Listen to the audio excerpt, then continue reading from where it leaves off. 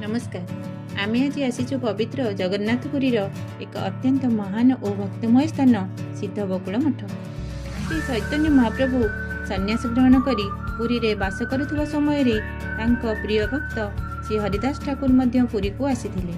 हरिदास ठाकुर जड़े महान वैष्णव थिले, किंतु तांकर अत्यधिक नम्रता हेतु से निजको निम्न भावुथिले। से कारणरू से केबे मध्य श्रीमंदिर भितर को जाउनथिले। सेतिपई श्री चैतन्य महाप्रभु तांकपई गंभीरा निकटरे एक स्थान व्यवस्था करथिले। आज से स्थानटी सिद्ध बकुल मठ नाम परिचित।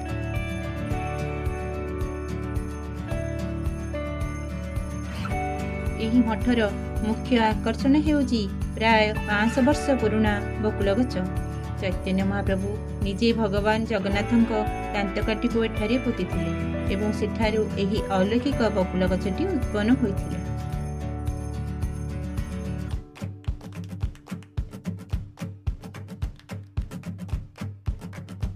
आज मध्य एही गछटी भितरु पोकळ देखा जाए, किंतु एहा सबुज पत्र और सुगंधित फूलरे भरी जाए, जहा एठार महिमा प्रमाण करे। एठारु हरिदास ठाकुर हरिनाम जप करने संगे संगे श्रीमंदिर शीर्ष रे थिबा सुदर्शन चक्र को दर्शन करी दूररू प्रणाम करुथिले।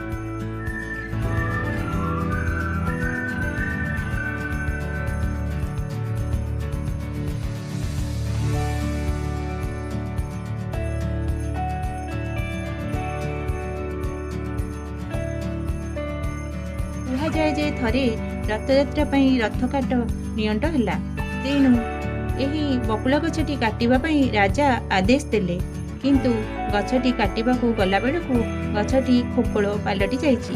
राजा तांको आदेश फेराई नैथिले। आज सिद्ध बकुल मठ भक्ति, नम्रता और हरिनामर एक जीवंत उदाहरण।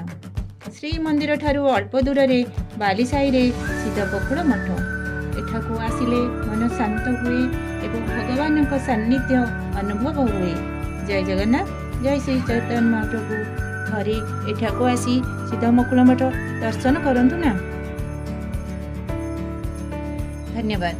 वीडियोटी भल लगी लाइक, कमेंट एवं सब्सक्राइब करिवे।